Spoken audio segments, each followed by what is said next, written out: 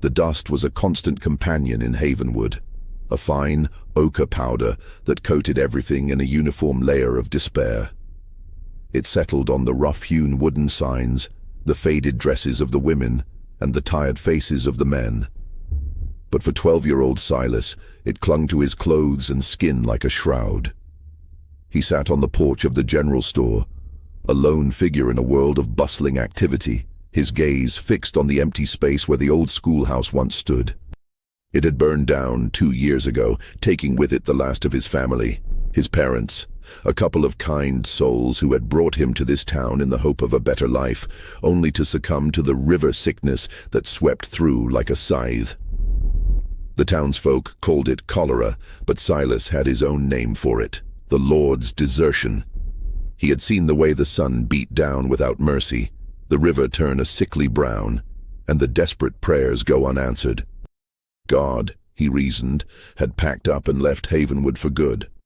It was a belief he'd whispered to the other children, a dark secret shared under the shade of the lone oak tree in the town square. A boy named Thomas had snorted in disbelief. A girl named Mary had giggled nervously, but a part of them, a small terrified part, had listened. They had seen the same dust, felt the same merciless heat, and heard the same hollow echo where their parents' hopes used to be. "Silas," a voice as dry as the wind called out. It was Sheriff Brody, a man whose face was a road map of wrinkles and worry. "You ought to be helping out. No good sitting there like a stone." Silas didn't move. He just looked at the sheriff, his blue eyes too old for his face. "What's the point, Sheriff? The town's already gone to hell." Brody sighed, the sound a mix of exasperation and pity. "Don't you talk like that, boy. Don't you dare." He saw the fear in Silas's eyes, a fear that was slowly hardening into a quiet defiance. The boy was an orphan, a burden on the town's meager resources, and his strange notions were becoming a nuisance. That afternoon the first accident happened. It was Thomas, the boy who had laughed at Silas's claim. He was climbing a water tower, a feat he'd done a dozen times before, to retrieve a kite caught in the wind. Mrs. Gable, a woman known for her gossip and her shrill voice, was the first to see it. "He's climbing too high," she shrieked. "Thomas, get down this instant." But the wind was howling, and the boy either didn't hear her or chose to ignore her. He reached for the kite, his fingers just inches from the string, when the old, rotten plank he was standing on gave way with a splintering crack. A collective gasp rose from the onlookers as Thomas plummeted to the ground, his body a broken heap in the dust. The doctor, a grizzled old man named Dr. Finch, declared it a tragic but simple accident. A rotting plank, a young boy's carelessness. But in the whispered conversations that evening, the townsfolk's words were laced with a different kind of poison. "He was just talking to Silas this morning," one woman said to another, her voice low. "Something about the river and the Lord." "The boy's cursed," a man spat, glaring in the direction of the orphanage where Silas now lived. "He's bringing ruin upon us." Silas heard them, of course. He always heard them. Their fear was a palpable thing, a beast that grew larger and more venomous with each passing moment. He had not wished for Thomas's death. He had not. But he had seen it coming. He had seen the rot in the town's core, the decay that had nothing to do with wood or water, but with the people themselves. They had prayed for rain, but the heavens had remained silent. They had prayed for health, but the cholera had taken his parents and so many others. They had prayed for prosperity, but the dust kept coming. The fear reached its peak a week later with the death of Mary. She was playing near the abandoned mine shaft, a place the children were strictly forbidden to go. Her body was found at the bottom of the shaft, her neck twisted at an unnatural angle. A fall, they said. She must have slipped on the loose gravel. But the stories of her final conversation with Silas, her nervous giggle, and then her sudden silence, were already spreading like wildfire. The town council met in the saloon that night. Whiskey was poured, and blame was cast. The blame, of course, landed squarely on the shoulders of the orphan. "We have to do something about that boy," a rancher named Harrison said, his face flushed with drink and rage. "He's a menace, a damn jinx. He's just a child." Abigail, the new doctor, argued. She was a young woman, barely in her 20s, with a steely resolve that belied her age. She had come to Havenwood to escape her own demons, but she was quickly finding this town had its own. "There's no such thing as a curse. Thomas fell from a rotten plank, and Mary slipped. These are accidents, plain and simple." But her words were met with skepticism and scorn. They saw her as an outsider, a woman who didn't understand the way of things in a town so far removed from civilization. "She doesn't know, Marshall," another man chimed in. "She wasn't here when the sickness came. She didn't see what that boy saw." Silas watched the angry mob from the shadows, his heart a hollow drum in his chest. They saw him as the cause, not the witness. They saw his words as a curse, not a cry for help. He had warned them. He had seen the signs. But they had chosen to blame the messenger instead of heeding the message. He knew then that the town's damnation was not in God's hands, but in their own. As the dust settled and the moon cast its pale glow over Havenwood, Silas knew that this was just the beginning. The children would continue to die, and the town would continue to blame him. He just didn't know why or how. If you're finding yourself on the edge of your seat, just wait. The story is only beginning. We have a long journey ahead. Make sure to subscribe to the channel and hit that bell to join the conversation and find out what happens next. The shadow of suspicion clung to Silas like the dust of Havenwood. Every glance from a townsman was a dagger, every hushed conversation a new accusation. He found refuge in the quiet corners of the orphanage, a place that, despite its name, offered little comfort. It was a sterile, impersonal building where he was just one more mouth to feed, a troubled boy under the watchful, weary eye of Mrs. Peterson, the matron. The only person who didn't look at him with a mix of fear and contempt was Abigail, the town's new doctor.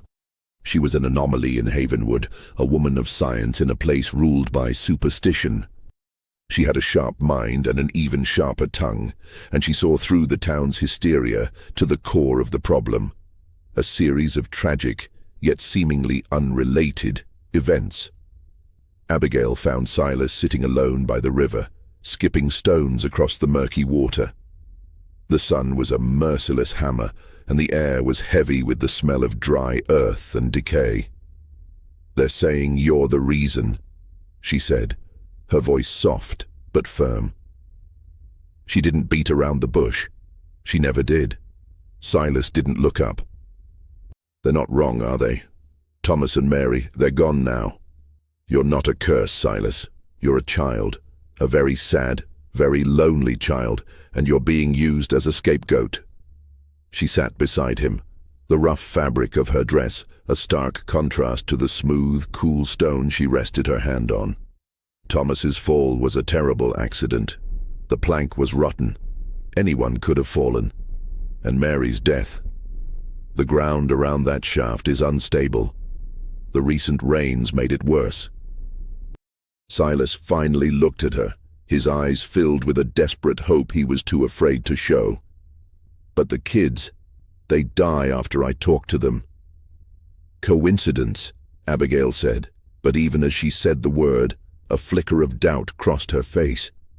The deaths were tragic, but the timing was unnerving. "Tell me about these conversations.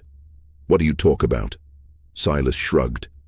"I tell them what I believe, that God left us, that this town is cursed.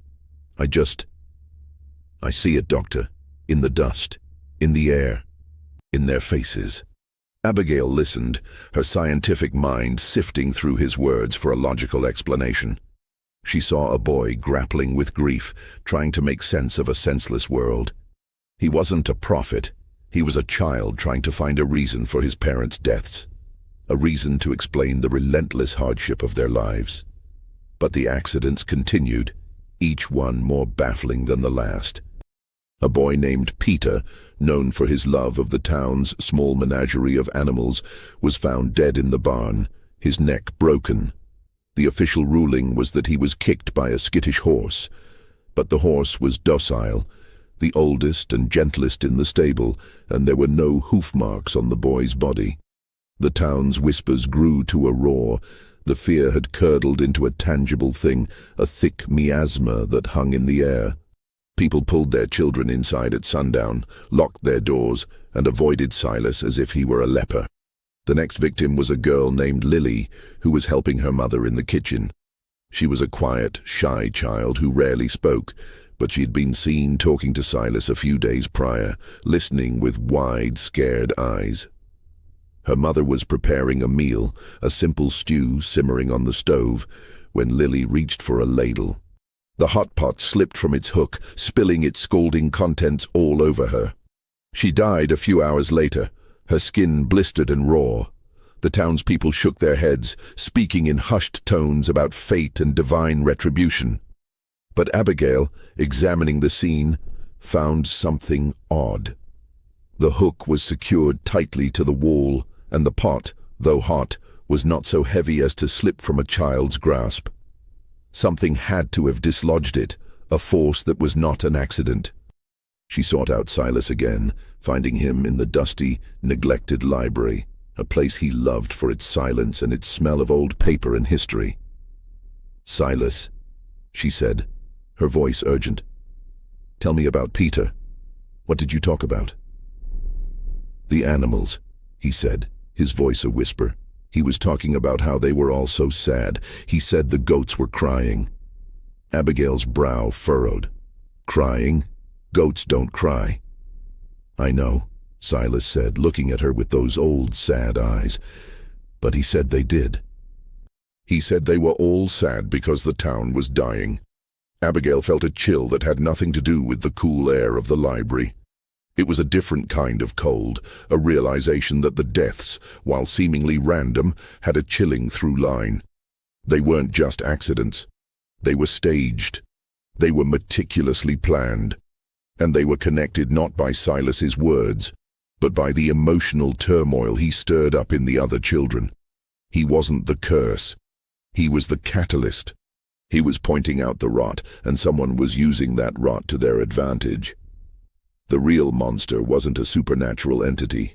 It was human.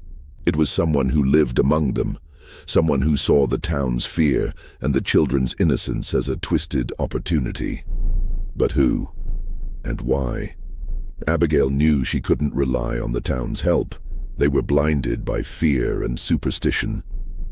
She had to find the truth on her own, with the help of the one person the town believed to be the devil himself. The little boy who claimed God had left his town. The real horror of Havenwood wasn't the deaths themselves, but the chilling realization that they were intentional, and that the killer was hiding in plain sight, using the town's own paranoia against them. The truth, as Abigail was beginning to suspect, was far more mundane and horrifying than any curse. It was rooted in the very earth beneath Havenwood, in the promise of something shiny and valuable.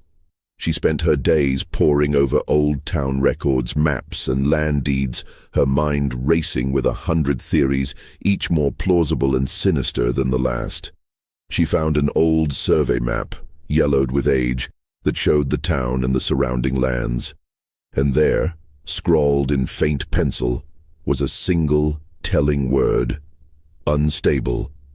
The map, she learned, was from an old geological survey. It detailed the mineral content of the land, the stability of the soil, and the potential for a small-scale gold vein to be present in the area. But the survey also noted that the ground around the town was unstable, prone to sinkholes and collapses, especially near the old mine shaft and the river. The survey had been commissioned by the town's founder, Jedediah Thorne, a man whose ambition was as vast as the Wyoming sky. But Thorne had died before the survey was complete, and his son, Nathan Thorne, had inherited the land and the dream of finding gold. Nathan was a man of ambition, but also of impatience. He had a reputation for cutting corners, for ignoring warnings, and for a ruthless single-mindedness that made him feared and respected in equal measure. He had also, Abigail discovered, commissioned a more recent survey, a private one, conducted by a man who was now conspicuously absent from Havenwood. The children's deaths, Abigail realized, weren't random at all. Thomas's fall from the water tower, Peter's death in the barn, and Lily's scalding were all connected to areas where the town's infrastructure was aging and poorly maintained. The water tower was old, the barn's foundation was weak, and the kitchen's hooks were rusting. These were all signs of a town that was being neglected, a town where the money that should have been used for maintenance was being funneled elsewhere. Abigail found Silas in the general store, staring at a bag of candy he couldn't afford. She bought it for him and led him outside, to the shade of the building. "Silas," she said, her voice low, "tell me about Mr. Thorne. Do you know him?" Silas nodded. "He's the man with the shiny rock." "Shiny rock?" Abigail's heart pounded. "Yeah. He showed it to me once, said it was going to make him rich, said he was going to buy the whole town." Abigail's mind raced. A shiny rock, gold, a hidden vein. It all fit. But why the children? Why would Thorne risk killing innocent children? It didn't make sense. Then she found a small detail in a ledger from the town's council meetings, a proposal submitted by Nathan Thorne to buy up the land where the abandoned schoolhouse stood, along with a portion of the town square and a strip of land near the river. The proposal had been rejected by the council, citing the land's instability and its proximity to the town's water supply. But the rejection had been followed by a series of quiet, individual meetings with the council members, a series of generous donations to their various businesses, and a series of accidents that seemed to happen to their children. The first was the son of the council member who had been the most vocal in his opposition. The boy, Thomas, had fallen from the water tower. The second was the daughter of the councilman who owned the local lumberyard and had questioned Thorne's plans for a new sawmill. The girl, Lily, had been scalded. And the third was the son of the councilman who owned the stable. The boy, Peter, had died in the barn. It was a cold, calculated campaign of intimidation. Thorne wasn't just trying to acquire land. He was trying to break the council's will, to make them fear him enough to agree to his demands. He was using the town's fear of the curse to cover his tracks, to make his victims' deaths seem like divine retribution instead of cold-blooded murder. Abigail knew she had to confront him, she had to expose him. But she couldn't do it alone. She needed proof. She needed something solid, something that would stand up against the power and influence of a man like Nathan Thorne. She enlisted Silas. She told him her theory, not in a way that would scare him, but in a way that would empower him. "You saw it, Silas," she said, her voice filled with a quiet intensity. "You saw the rot. You were right all along. It wasn't God who left Havenwood. It was a man, a greedy, evil man who thinks he can own this town." Silas listened, his eyes wide. The fear was still there, but it was mixed with something new, a fierce determination. He had been a victim for too long. He had been blamed for too much. Now he had a chance to fight back. Abigail's plan was simple but dangerous. She would get Thorne to admit to his plan, to a witness who would be believed. And that witness would be Silas. The true terror of Havenwood was not some unseen force, but the human capacity for greed and violence, a darkness that could fester and grow in the dusty corners of a small town, using a child's pain as a weapon and a community's fear as a shield. The noose of suspicion tightened around Silas's neck. The town's fear had escalated into outright hostility. The deaths of the children, each a terrible coincidence, were now seen as a pattern, a clear sign of the orphan's curse. The town's council, now openly terrified and manipulated by Nathan Thorne, called for a meeting. "We can't have this," the mayor, a blustery man named Miller, declared. "The boy is a threat to the safety of our children. He must be removed. We'll send him to the next town over, tell them he's a bad apple, and let them deal with him. Abigail, however, had a different plan. She had been working tirelessly, gathering evidence, meticulously documenting the strange details of each child's death. She had found a small, almost imperceptible detail in Peter's autopsy. A tiny, sliver-like bruise on his neck, far too small to be from a horse's hoof. It looked like a needle mark. And Lily's death, while attributed to scalding, had a strange, almost chemical burn on her hands that suggested more than just hot water. She had also discovered a local plant, a beautiful but deadly nightshade that grew wild in the canyons surrounding Havenwood. The plant's berries were a powerful poison, one that, in small doses, could induce a state of delirium, confusion, and muscle weakness. A child who had ingested a small dose of the poison would be disoriented and unsteady on their feet, making them prone to accidents. A larger dose would be fatal. The plan was audacious and terrifying. Abigail would publicly challenge Thorn, exposing his greed and his connection to the deaths.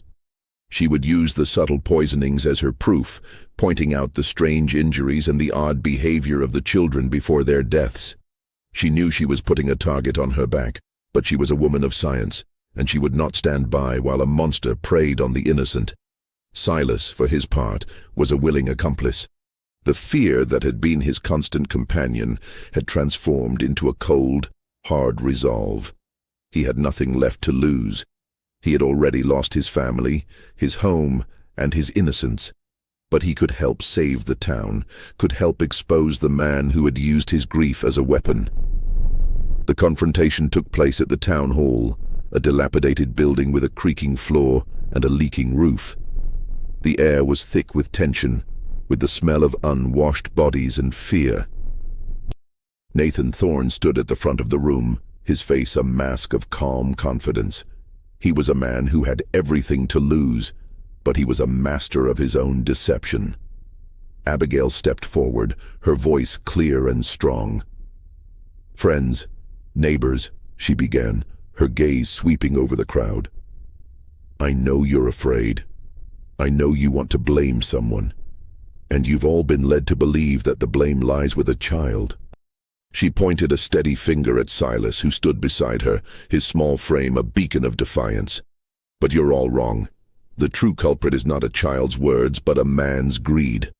A murmur went through the crowd. Thorne's face remained impassive, but his eyes narrowed. "What is she talking about?" someone whispered. Abigail laid out her case. She described the rotting plank on the water tower, the loose gravel near the mine shaft, and the chemical burn on Lily's hands. She spoke of the nightshade poison, of how it could be used to disorient a victim, making an accident almost a certainty. She spoke of the old survey, the gold vein, and Thorne's relentless pursuit of land. She spoke of the councilman's children and how each of their deaths had conveniently followed their father's refusal to sell land to Thorne. "He didn't need to kill them outright," Abigail said, her voice rising. "He just needed to make them look like accidents. He just needed to create a sense of fear, a sense of a curse, to break the will of this town and get what he wanted." The crowd was silent, a mix of disbelief and dawning horror on their faces. They looked at Thorne, a man they had respected, a man they had believed to be a pillar of the community. They looked at Silas, the boy they had shunned, the boy they had believed to be a monster. And then they looked at Abigail, the outsider who had dared to challenge their beliefs. Thorne, however, was not easily defeated. He let out a harsh, barking laugh. "This is preposterous," he thundered. "A woman's foolish tales and a boy's ramblings. There's no proof. She's just trying to cover for the boy." "Isn't there?" a quiet voice from the back of the room said. It was Sheriff Brody, a man who had been a quiet observer, watching, listening. "I found this in a bag of flour in Mr. Thorne's storehouse." He held up a small folded piece of paper. "It's a note from a man who used to work for him, a man who left town a few weeks ago. It talks about preparing the harvest and making sure the little weeds are gone. The note was a cryptic, horrifying confession, a chilling piece of evidence that tied Thorn directly to the deaths. The crowd erupted into chaos. People were shouting, screaming, pointing fingers. Thorn's calm facade finally broke. His face, once a mask of smug confidence, was now a portrait of cold, raw terror. He lunged at Abigail, a knife appearing in his hand as if from nowhere, but he never reached her. Sheriff Brody, a man of quiet strength, was faster. He tackled Thorn, the two men wrestling on the dusty floor, the knife skittering away. A few of the men in the crowd, the fathers of the dead children, rushed forward, their grief and rage finally unleashed. They held Thorn down, their faces a mixture of fury and despair. In the chaos, Silas stood still, a single tear tracing a clean line down his dust-caked face. The curse was broken. The monster was exposed. But the pain, the grief, the fear, it all remained. It would be a long time before the dust of Havenwood settled, and even longer before the town could heal from the poison of a man's greed. The true horror was not the death, but the chilling realization of how close they all had come to letting a killer walk free, to blaming an innocent child for their own ignorance and fear. The arrest of Nathan Thorn sent a shockwave through Havenwood. The town, once unified in its fear of a curse, was now fractured by guilt and shame. The fathers who had once demanded Silas's banishment now looked at him with a mix of apology and sorrow. The mothers who had pulled their children away from him now offered him a hesitant smile, a silent plea for forgiveness. Thorn, once a respected figure, was now a pariah, a monster. The evidence against him was overwhelming. The note, a damning piece of circumstantial evidence, was followed by the discovery of a small vial of nightshade extract hidden in his desk, along with detailed land deeds and an intricate map of the town. His plan was laid bare, to systematically terrorize the town's council into selling their land to him, all under the convenient guise of a curse he could easily blame on a troubled orphan. Silas, for the first time in a long time, felt a strange sense of relief. The weight of the town's blame was finally lifted. He was no longer the cursed boy, but the one who had seen the truth. He was no longer the source of the town's fear, but its unlikely savior. Abigail, the young doctor, was hailed as a hero. Her scientific mind had seen what others had missed. Her determination had uncovered a truth no one else had dared to seek. She had not only saved the town from a killer, but she had also challenged their superstitions, their old-fashioned beliefs, and had shown them the power of reason and courage. The town held a memorial service for the children who had died. It was a somber affair, a public display of grief and repentance. The families of Thomas, Mary, Peter, and Lily all spoke, their voices choked with emotion.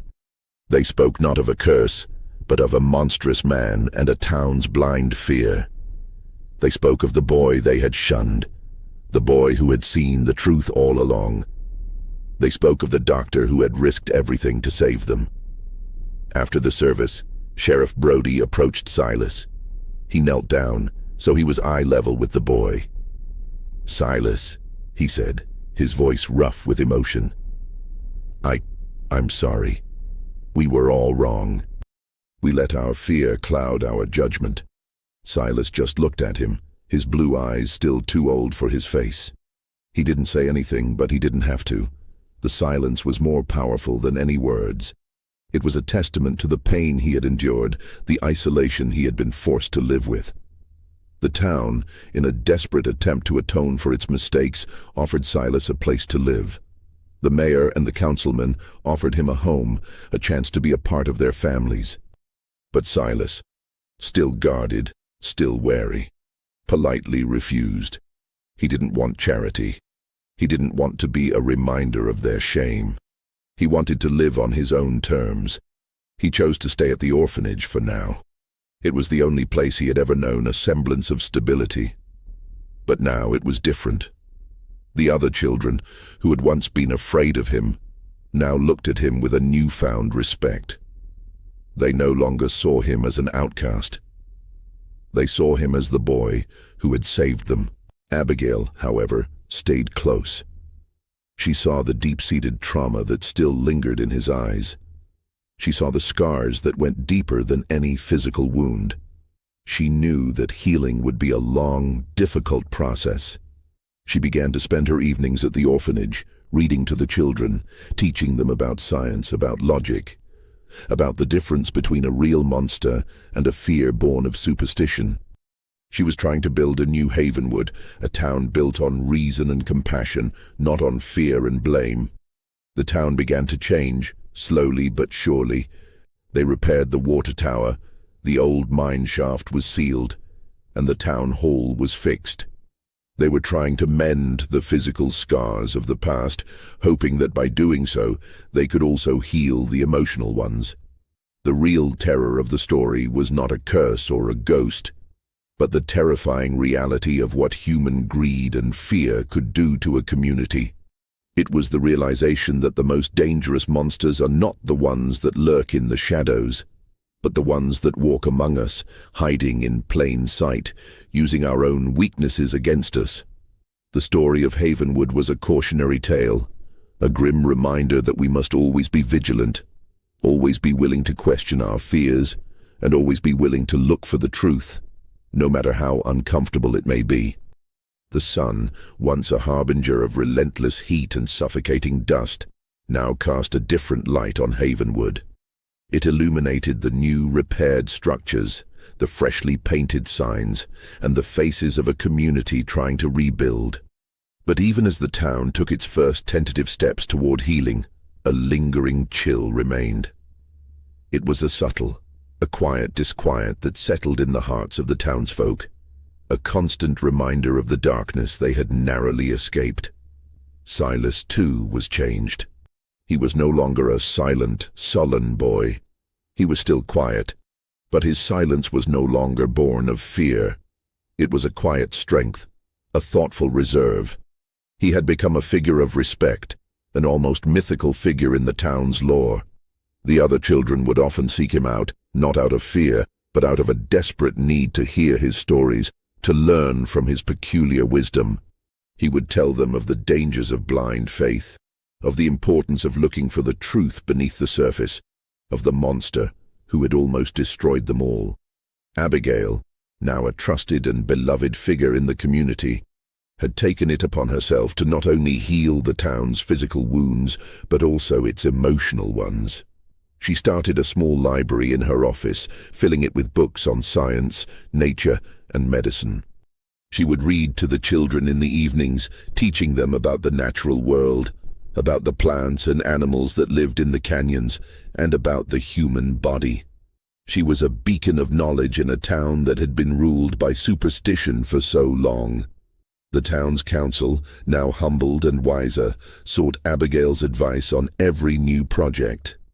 They consulted her on the best way to maintain the town's infrastructure, on the best way to use the land, and on the best way to invest in the town's future. The gold vein, once the source of so much greed and violence, was now a source of cautious optimism. The town, now aware of its existence, was determined to mine it ethically and to use the profits to benefit the entire community, not just a single greedy man. But the ghost of Nathan Thorne still lingered. His name was whispered in hushed tones, a new boogeyman to scare the children into good behavior. His old mansion, a grand and ostentatious building on the outskirts of town, stood empty and silent, a monument to a man's boundless greed and his ultimate downfall. One afternoon, Silas and Abigail were walking by the Thorne mansion. The air was still and heavy, and the silence of the empty house was a stark contrast to the bustle of the town. "Do you think he'll ever be forgotten?" Silas asked, his voice low. Abigail stopped, her hand resting on the fence. "No," she said, her voice firm. "He won't. And he shouldn't be. He is a reminder of what we are capable of. He is a reminder that the real monsters don't have claws or fangs. They have ambition and a lack of conscience. They use our own fears against us." Silas looked at the house, a shadow of a smile on his face. "I was right all along," he said. "God didn't leave this town. He was just hidden by the dust." Abigail smiled back at him, a warm, genuine smile. "And you, Silas," she said, "you were the one who helped us find him again." The story of Havenwood was not a story of a curse or a miracle. It was a story of a town's struggle to find its soul, to look past its fears and find the courage to confront the darkness that lived within its own heart. It was a story about a little boy, a brilliant doctor, and a community that, in the face of unspeakable horror, found its way back to the light. The horror, it turned out, was not in the death of the children, but in the chilling reality of how close they all came to letting a monster get away with it. Life in Havenwood settled into a rhythm, one of slow, steady healing. But the quiet peace was a fragile thing, a thin veil over a deep-seated trauma. The town had learned a valuable lesson, but the memory of the deaths, the shame of their misplaced blame, was a wound that refused to fully close. Silas, now a fixture in Abigail's life, had become her unofficial apprentice. He spent his days in her office, learning about anatomy, about the properties of herbs and plants, and about the simple, undeniable logic of the natural world. He was still quiet, still observant, but his solitude no longer felt like a burden. It felt like a choice. He was an observer, a quiet chronicler of the town's slow, unsteady recovery. Then a new wave of fear began to creep into Havenwood. It wasn't a curse, not this time. It was a new, insidious threat, one that was far more subtle and far more difficult to combat. The townsfolk began to complain of strange illnesses. Children would get a fever that would break after a few days, only to return with a vengeance. Adults would complain of debilitating headaches, of constant nausea, of an overwhelming sense of fatigue. The symptoms were vague and varied, and Abigail, with all her medical knowledge, was at a loss. She ran tests, she checked their temperatures, she questioned their diets, their water sources, their daily habits. But she found nothing. The town's fear began to fester, a new, unspoken terror that spread like a plague. The townsfolk, in their fear and their shame, were quick to turn to the old ways. They began to whisper about Silas again, not as the cause of the illness, but as a harbinger of it.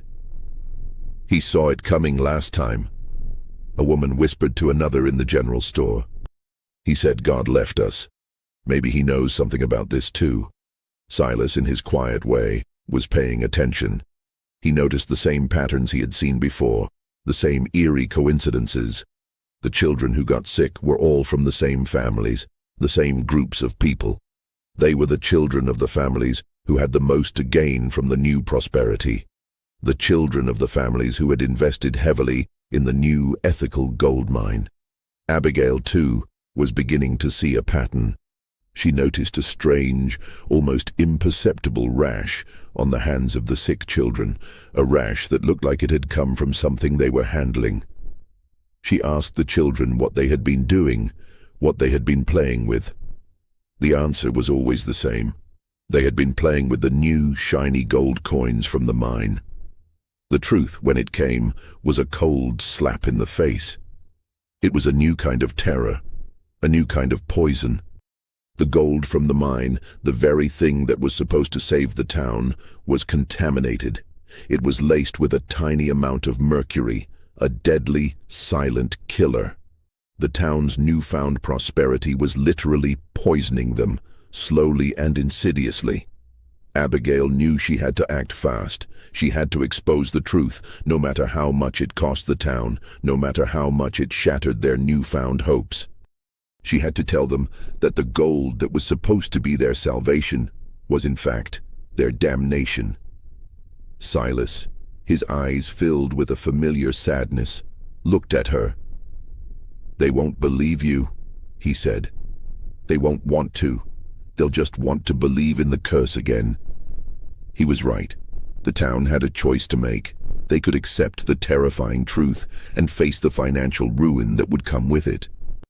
or they could fall back on their old beliefs, on their old fears, and continue to slowly poison themselves. The town's fate now rested not in a curse or a greedy man, but in their own hands. They had to choose between their survival and their greed, between a painful truth and a convenient lie.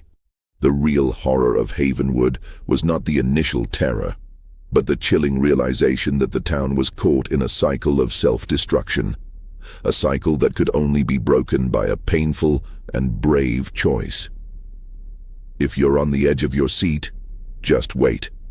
The story is only beginning. We have a long journey ahead. Make sure to subscribe to the channel and hit that bell to join the conversation and find out what happens next. The air in the town hall was a stifling brew of dust and desperation. Abigail, her face pale but her resolve unwavering, stood before the assembly, the town's collective hope and fear hanging on her every word. She had meticulously laid out her case, presenting her findings with a cold, scientific precision that was in stark contrast to the emotional turmoil she felt. The small, almost imperceptible rashes on the children's hands, the vague systemic symptoms that plagued the townsfolk, fever, headaches, debilitating fatigue, all pointed to a single terrifying source: mercury poisoning. She explained the insidious nature of the heavy metal, how it could be absorbed through the skin, how it could lead to neurological damage, organ failure, and a slow, agonizing death. Her words were a chilling counterpoint to the town's feverish dreams of wealth. The gold mine, the source of their newfound hope, was a lie. The gold itself, their promised salvation, was their damnation. But the townsfolk were not receptive. Their fear, once directed at a supposed curse and an innocent boy, had been replaced by a new, more powerful emotion: the fear of losing their newfound wealth.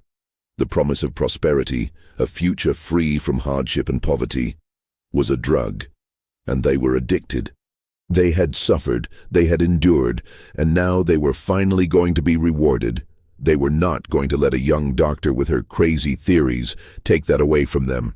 "You're making this up," a man named Harrison shouted, his face as red as a setting sun. "You're trying to take our gold away so you can have it all for yourself." His voice, once a quiet murmur of dissent, was now a roar of fury. He was a man who had lost his home in a fire and had put every last cent he had into the new mine. His desperation had curdled into a vicious, protective anger. "This is just another one of your tricks, like with the Thorn boy." Another woman, her voice trembling with a mix of fear and rage, chimed in. She was the mother of a sick child, a little girl with a constant fever and a strange rash. The shame of her past misjudgments now fueled her denial. She would rather believe in a conspiracy than face the horrifying truth that she herself had willingly poisoned her own child. The town, in its collective denial, was turning on Abigail. They saw her not as a savior, but as a saboteur, a woman who wanted to destroy their future. The shame they had once felt was replaced by a fierce, possessive greed. They had buried their grief and their guilt in the gold, and they were not about to let anyone dig it up. Silas, standing quietly in the corner, watched the scene unfold with a familiar sadness. He had seen this before. He had seen the town turn on him, on Thomas, on Mary. He had seen their fear turn into rage, their ignorance turn into a weapon. They were choosing to believe in the comfortable lie, in the promise of a golden future, rather than facing the terrifying truth. He knew the feeling of being an outcast, of having the world turn its back on you. But this time, he was not the scapegoat. He was a witness to their self-destruction. But Abigail did not back down. She had seen too much, fought too hard to be silenced now. "I'm not lying," she shouted, her voice filled with a desperate conviction. "The gold is poison. It is slowly killing your children, your families, your friends. You have to stop mining it. You have to get rid of it. You have to save yourselves." Her words, however, were like water on a stone. They fell on deaf ears. The town had chosen. They had chosen greed over health, denial over truth. They had chosen to believe in the shiny promise of a better life, even if it meant sacrificing their own lives to get it. Sheriff Brody, a man of quiet integrity, was torn. He saw the logic in Abigail's argument, but he also saw the fear in the town's eyes. He knew that if he forced them to stop mining, there would be a riot. There would be violence. People would lose everything.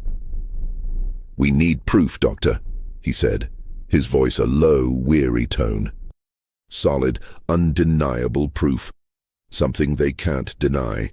Something they can see with their own eyes. Abigail's mind raced. She knew that the only way to prove her theory was to show them the effects of the poison, to show them what it was doing to their own bodies. She would need a volunteer, someone who was willing to risk everything to prove the truth. And she knew exactly who to ask. She looked at Silas, her eyes a silent plea. He looked at her, his face a mix of fear and resolve. He had lost everything once.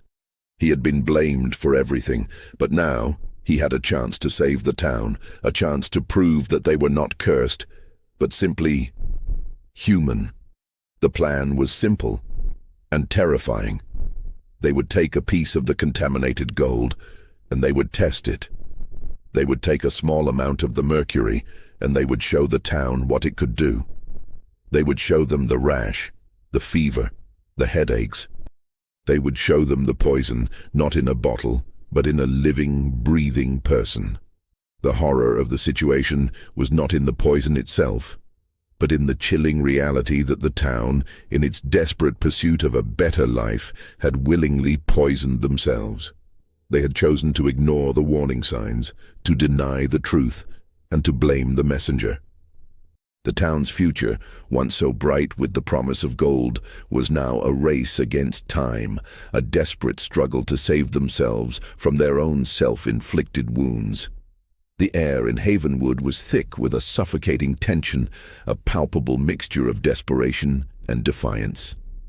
The town, having chosen to ignore Abigail's warnings, was now a community divided against itself. Some, gripped by a quiet, gnawing fear, had heeded her words and had begun to seek out the old, uncontaminated gold veins. But the vast majority, fueled by greed and a desperate, apathetic denial, continued to work the mine. Their feverish ambition had blinded them to the slow, steady decay of their own bodies, to the constant headaches, the lingering fevers, the strange rashes that bloomed on their skin like a deadly flower. Abigail and Silas, ostracized once again, worked in the shadows. They had their proof, their undeniable evidence. A rat, fed on a diet of the contaminated gold, had died a slow, agonizing death, its body covered in the same strange rashes and lesions that Abigail had seen on the sick children. But the town wouldn't believe them. They would claim the rat was sick, that Abigail had poisoned it herself. They needed something more powerful than a dead rat. They needed a living testament. The idea was a dangerous one, a final, desperate gamble. Silas, with a grim determination that belied his age, volunteered to be the test subject. He would take a small, controlled dose of the mercury, just enough to show the symptoms, to prove the danger, but not enough to cause permanent damage. He had seen the effects of the poison, had witnessed the slow decline of the sick children, and he knew the risk. But he also knew that this was the only way. Abigail, her heart in her throat, was against it. "Silas, no," she said, her voice a desperate plea, her hands trembling as she held the small vial. "This is too dangerous. We'll find another way." She had spent her life saving lives, not putting them in harm's way. The thought of deliberately poisoning a child, even a willing one, was anathema to her. But Silas was resolute. "There is no other way, Doctor," he said, his voice a quiet whisper. "They won't believe us otherwise. They won't believe you. But they will believe me. They have to. He had been the town's curse. Now he would be their cure. He would take on their poison, their greed, their ignorance, and he would show them the truth. He had been a victim for so long, a scapegoat for their fear. This was his chance to take back control, to prove that his words were not a curse, but a warning. The confrontation took place in the town square, the very spot where Thomas had fallen, where Mary had giggled nervously, where the curse had begun. The townspeople gathered, a sea of weary, worried faces. The fathers of the sick children were there, their faces etched with a familiar fear. The women, their hands nervously clutching their aprons, watched with a mix of suspicion and morbid curiosity. Abigail held the small glass vial in her hand, the liquid a cloudy, milky white. "This," she said, her voice clear and strong, "is the poison that is in your gold. This is the poison that is slowly killing your children." Her words were a chilling pronouncement, a stark and brutal truth that hung in the air between them. The crowd was silent, their eyes fixed on the vial. Then, with a slow, deliberate movement, Silas took the vial from Abigail's hand. He held it up for everyone to see, a small, defiant figure in the middle of a terrified crowd. And then, he drank it. A collective gasp went through the crowd. A few people screamed. A few men rushed forward, but Sheriff Brody, a silent sentinel, held them back. Silas stood there for a moment, his face a mask of determination. Then he began to sway. His hands began to tremble. A small red rash began to appear on his neck and his arms, a gruesome testament to the poison coursing through his veins. His eyes, once so clear and resolute, were now cloudy and unfocused. He stumbled, falling to his knees. Abigail was at his side in an instant, a small bottle of antidote in her hand. She poured it into his mouth, forcing him to swallow.